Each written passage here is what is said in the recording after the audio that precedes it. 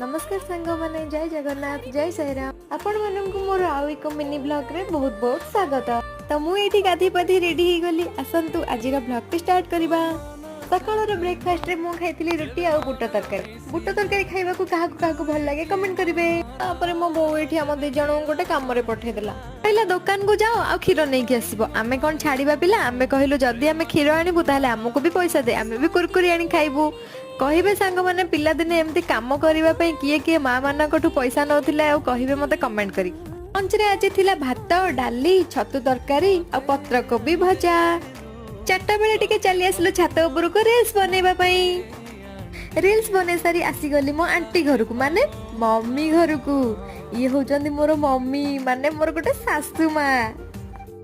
तापरे घर को आसी देखे तो बापा आनी मंचूरियन मु कि संभाली पारे बसी गली तो खाइबा पई आ डिनर रे खाइली रुटी।